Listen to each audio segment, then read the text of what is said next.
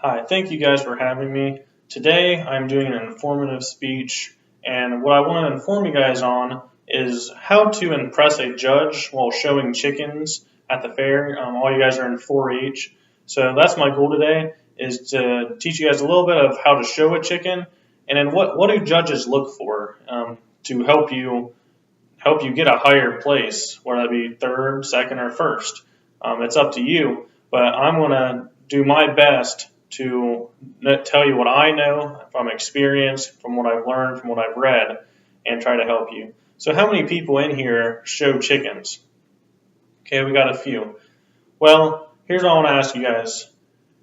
When you guys are showing, do you guys have your back towards the judge, or do you always face the judge? What you want to do, the best thing to do, and this is, I've had multiple judges tell me this I did 4-H for a number of years, and from what I've learned, you always want to have your front facing the judge. So say we're over here, well, the judge is walking there, you want to pick up your chicken and you want to rotate. You always want to be facing the judge, keep eye contact with the judge. He might not be looking right back at you, but he knows if you're paying attention. He wants you to watch what he's doing with the other kids also. So that's, in my opinion, that's one of the biggest things you can do to impress a judge, is just by watching him the entire time, keeping your eyes on him. That's very important. That's what multiple judges have told me through experience. Another thing, when you're handing a chicken, okay, you have for those who don't show chickens, when you hold a chicken, unfortunately I don't have a chicken here. I'm sorry, but when you're holding a chicken, you have its head tucked into your arm, and your fingers are going between its two legs, and you're pinching it. That way it can't fly away, it can't get away. Well, when the judge walks over to you, you don't want to just hand it with its butt first towards the judge. You rotate the chicken, you're handing the head to it first, head to the judge. That through experience, that's what I've always done. And my last year of showing, I got grand champion. So whatever I did must have worked, but it wasn't my doing. It's just from learning over years and years, getting experience. So that's another thing, is handing it head first to the judge. And then when you're displaying, you display its feathers. You don't want to go up or down or contort the chicken. Everything should be smooth. So you're just gonna fan its wings out. You're holding it, okay? You're gonna fan its wings out, and you can name all the feathers. Those of you that are showing chickens know that you have the primary flight feathers, secondary feathers. So you're gonna show the judge, point out what each feather is. Another good way, when you get to its tail feathers, shake it up and down. That causes its back, like the fluff and the tail feathers, they go up. They kind of fan.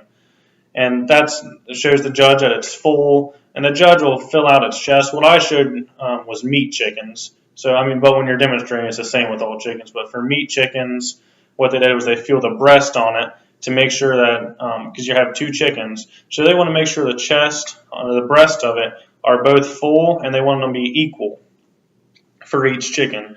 The reason why they would look for similarities, if you have two different chickens, whether one might have a longer breast on it and it kind of comes to a point, another one might be a more shorter one and then it's rounded at the end. Those are two different breasts. One's fuller, one's skinnier. You're not going to win with that. I've had those chickens and I did not place one bit. Now, the year that I got grand champion, my chickens were perfect, symmetrical. They had the same shape. They came down a little round. They were perfect. It's all by chance. Wasn't anything I did. It's just what we always do is we buy a few chickens, well, about 30, and then you get to pick. You have to pick through them. You feel each of their breasts. You look at you have combs. You look at their combs. You match up everything perfectly. And the judges, that's what they like. They don't want to see chickens that are completely different, that aren't symmetrical with each other. You don't want to see brown or yellow all over the feathers. You want their feathers to be pretty even. You want them to be white if you're showing meat chickens. A lot of times what they do is meat chickens just sit and eat. That's all they do, and poop. Um, so you have to constantly be cleaning them. So the best thing to do for that, for cleaning, is just use a toothbrush, some water. You can use, what we always used was the baby shampoo for soap, and you just use that. It's soft on their skin and feathers. And you just use a toothbrush and you just kind of wipe down, get them all nice and white, because that's how judges don't want to see a dirty bird. They don't want the yellow and all that other junk all over them. So a clean bird is a good bird. So that's really a lot of what judges look for. And I told you different ways of how to impress a judge by always having your facing him. So judges over there, you're always going to be, you're looking at him, you're holding your bird, and you rotate. Um, Always maintaining eye contact with the judge is that's from what I've learned and from what I've been told by higher judges that even judge like the Ohio State Fair, they say to them that's one of the most important things that a kid showing a chicken can do is maintaining eye contact, never turning your back on the judge. They want to know that you're paying attention. Unfortunately, a lot of fairs, it comes down to politics. Really, it's who you know. Be friendly with the judge. That's one of the biggest things I can tell you. There was one year, I believe it was my sophomore freshman year. The judge, the person who got first, he was a boy, a little younger than me. He got first. His family knew the judge. They were friends. The judge would go over to their family for dinner on a lot of nights. I didn't know the judge. Did I place? No. Who got first? Who got grand champion? The person who knew the judge. So there's a term out there, as my brother always told me, it's all about who you know. Never burn a bridge. So get to know your judge. Talk to him. Be friendly with him. Talk to him before you show. And a lot of people say, "Oh, that's not ethical. That's not moral."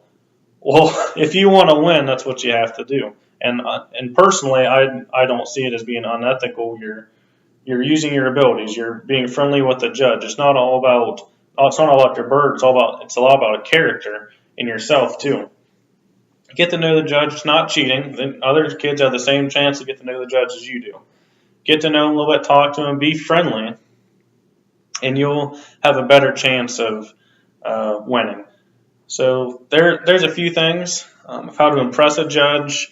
I told you a little bit of how to actually show a chicken, and hopefully you guys learned a little something today.